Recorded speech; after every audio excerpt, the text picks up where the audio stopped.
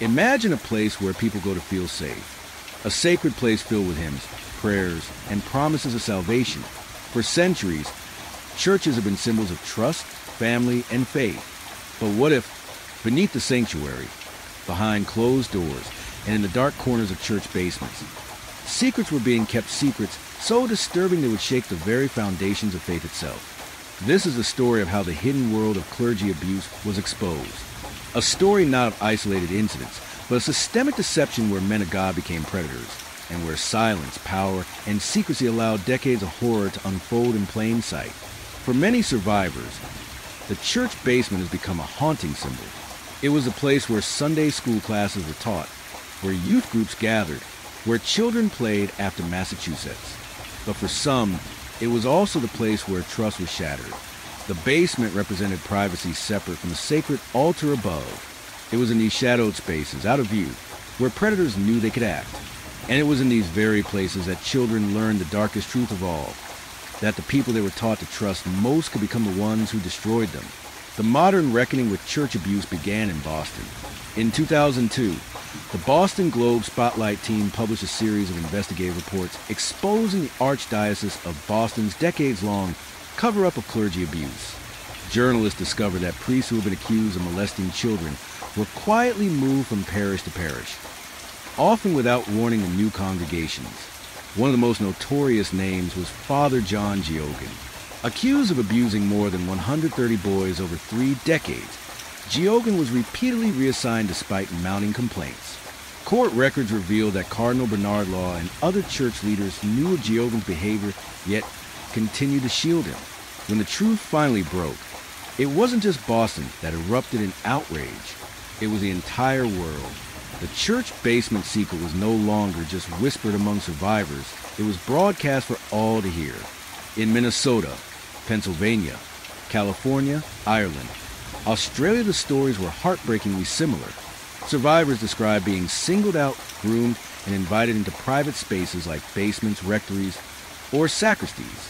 One survivor in Pennsylvania, quoted in the 2018 grand jury report, recalled being taken to a church basement by a priest who had gained his family's trust. What began as a tutoring session turned into abuse. He said, "I thought I was in God's house. I thought I was safe. I was wrong." The report documented more than 1,000 children abused by over 300 priests across 6 dioceses. And those were only the cases that could be proven through church and court records. Investigators said the actual number of victims was likely in the thousands. Everywhere investigators looked, the same pattern emerged. 1. Accusation. A child, parent, or teacher raised concerns. 2. Denial. The priest denied wrongdoing, and the diocese quietly reassured families. 3. Transfer. The accused priest was sent to another parish, often in a new town, where the cycle repeated. 4. Secrecy. Files documenting abuse were sealed in what many dioceses call the secret archives. These archives, uncovered by court orders, contained chilling records, handwritten notes by bishops acknowledging abuse, psychiatric evaluations of priests, and lists of payouts made to victims kept hidden for decades. The basement was not just physical. It became a metaphor for buried truths locked away from public view. Before Boston's Spotlight investigation, one of the earliest cases to draw national attention was that of Father James Porter. Porter admitted to molesting at least 100 children in the 1960s across several parishes. Many of the assaults took place in rectories, church basements, and even during confessions. One survivor recalled being told, "This is God's love." Another said Porter threatened damnation if they told anyone. Despite complaints, Porter was repeatedly reassigned. He eventually left the priesthood, married, and had children of his own. Only in the 1990s did survivors succeed in bringing him to trial. Porter was convicted and sentenced to 18 to 20 years in prison, where he died in 2005. His case was a warning of what was to come, but the larger system of abuse and secrecy remained untouched until journalists, prosecutors, and survivors forced it into the open. The most haunting question remains: how did this go on for so long? Survivors often describe the paralysis of fear. Many were children who couldn't understand what was happening. Others tried to speak, but were silenced by parents who could not imagine a priest committing such acts. And in some cases, families who complained were met with intimidation. Some were told to remain silent for the good of the church. Others were shamed, accused of lying, or pressured to forgive. The authority of priests and the sacred role of the church made it almost unthinkable to question them in communities where the church was the center of life. Speaking out could mean social isolation, rejection, or even threats. The scandal was not confined to the United States. Investigations in Ireland uncovered the industrial-scale abuse of children in church-run orphanages and schools. The 2009 Ryan report documented thousands of cases of sexual and physical abuse spanning decades. In Australia, the Royal Commission into Institutional Responses to Child Sexual Abuse revealed similar horrors, implicating hundreds of clergy. And in 2018, Pope Francis himself admitted that the Catholic Church had failed to protect children, declaring, "We showed no care for the little ones. We abandoned them." By now, the phrase "the church basement secret" had become a symbol in media coverage and survivor accounts. It represented the duality of the church: upstairs, light and worship; downstairs, shadows and betrayal. Time and again, survivors recalled that their abuse took place in hidden spaces, basements, confessionals, rectories, sacristies, always away from the eyes of the faithful. And time and again, the system that should have protected them chose silence over justice. The first revelations shook the faithful. The Boston Spotlight investigation had uncovered decades of secrecy, and survivors were finally being heard. But what came next was even more devastating: a global cascade of lawsuits, grand jury investigations, and testimonies that peeled back layers of silence that had hidden abuse for generations. The church basement, once just a symbol of secrecy, now became the world's courtroom, where truth would no longer be contained.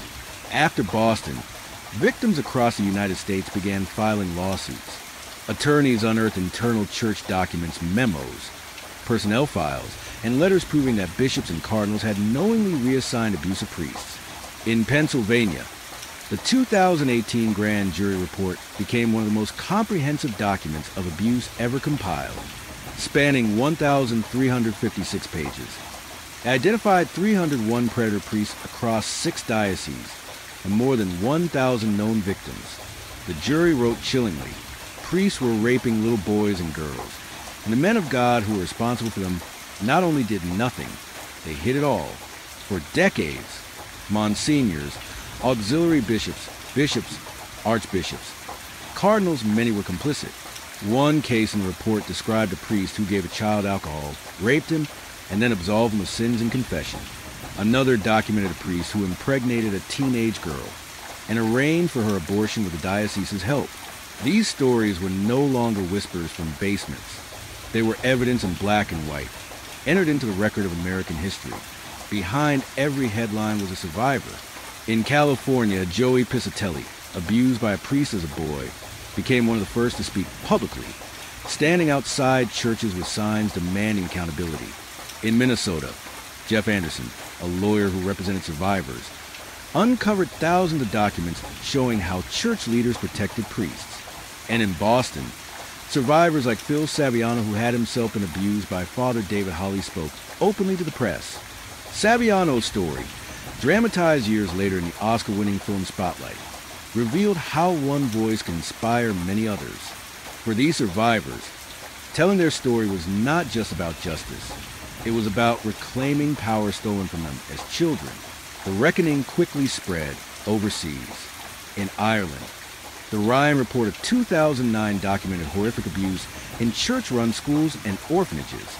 Children described being beaten, raped, and silenced by priests and nuns. The report concluded the church authorities were aware, but the safety of children was not a priority. In Australia, the Royal Commission revealed that 7% of priests between 1950 and 2010 were accused of abusing children. Cardinal George Pell, one of the Vatican's highest-ranking officials, was convicted in 2018 of child sexual assault, though his conviction was later overturned on appeal. The damage to the church's credibility was irreversible. In Chile, Pope Francis faced outrage for initially defending bishops accused of covering up abuse. He later apologized, admitting, "I was part of the problem. I beg forgiveness." The Vatican responds. For centuries, the Vatican had been the ultimate authority on matters of faith. But as lawsuits mounted and governments intervened, the Holy See could no longer ignore the crisis. In 2001, Pope John Paul II issued new rules requiring cases of abuse to be reported to the Vatican. Yet critics argued it still kept investigations secret. In 2010, Pope Benedict XVI wrote a pastoral letter to the people of Ireland, expressing shame and sorrow for the abuse scandal. But survivors criticized him for failing to take direct action against bishops who enabled predators. By 2018, under Pope Francis, the Vatican held an unprecedented summit on abuse, inviting bishops worldwide. Survivors gave emotional testimonies. Francis declared, "We showed no care for the little ones. We abandoned them. The church must end this culture of cover-up forever." Yet, many survivors remain skeptical. Apologies have been heard before. What they wanted was accountability. Financial settlements and bankruptcy. As lawsuits grew, so did the financial toll. By 2019, the Catholic Church in the United States had paid over $4 billion in settlements to survivors. Some dioceses, including those in Portland, San Diego, and Milwaukee, filed for bankruptcy. Critics argued the bankruptcy process was used not to compensate victims fairly, but to shield church assets. Survivors described feeling betrayed twice, once by the abuse, and again by the institution's handling of compensation. Money could never undo the trauma. But for many survivors, the lawsuits were the only way to force accountability and to make their suffering visible. Experts studying clergy abuse found that the trauma was unique. Unlike other crimes, abuse by a priest involved spiritual betrayal. Survivors often struggle with faith, guilt, and a sense of abandonment by God. Dr. Martin Kafka, a Harvard psychiatrist, testified that victims often experience lifelong PTSD, depression, and difficulties with trust. Many turn to substance abuse or even suicide. One Pennsylvania survivor told investigators, "I lost my faith the day that priest touched me. I lost my childhood, and I lost my God." The basement secret had destroyed not only innocence, but entire spiritual identities. For decades, church leaders were rarely held criminally accountable. Statutes of limitation, deference to religious authority, and lack of evidence made prosecution difficult. But slowly, that began to change. In 2018, Attorney General Josh Shapiro of Pennsylvania held a press conference unveiling the grand jury report. He declared, "The cover-up was sophisticated. The church protected itself at all costs." And as a result, hundreds of children were victimized. In France, a 2021 report estimated that 216,000 children have been abused by priests since 1950. President Emmanuel Macron called it a national shame. In the United States, lawmakers began passing look-back windows, allowing survivors to file lawsuits even decades after the abuse. Justice, though delayed, was finally catching up to the basement. The irony was striking. Basements are built to be hidden, to be below ground, away from light. And yet, the truth buried in church basements around the world had been forced into the sunlight. What once was a whispered secret became a global scandal that could no longer be silenced. The survivors' children, once trapped in shadows, had grown into adults who refused to stay quiet. Their courage exposed not only individual predators, but a system that had chosen silence over protection. The legacy of the church basement secret. Today, reforms have been promised. Background checks, safeguarding policies, and hotlines for victims have been established in many dioceses. Yet the scars remain. Survivors say the healing is lifelong, and the betrayal can never be undone. Communities that once saw the church as untouchable now live with the knowledge of its human failures. For many, the faith itself was destroyed. For others, their belief in God survived, but their trust in the institution did not. The church, they argue, must live forever with this stain. The church basement secret is not just one story. It is thousands of stories. Stories of children betrayed, of families silenced, of predators shielded by power. It is also the story of courage, of survivors who broke the silence, of journalists who refused to look away, of investigators who demanded accountability. And it leaves us with questions that echo louder than any sermon. How many secrets still remain buried? How many voices have yet to be heard? And how do we reconcile faith with an institution that chose secrecy over children. Because in the end, the most haunting truth is this: the basement was never just beneath the church. It was beneath the surface of society itself, a hidden darkness we chose not to see until survivors forced us to look. This is the church basement secret.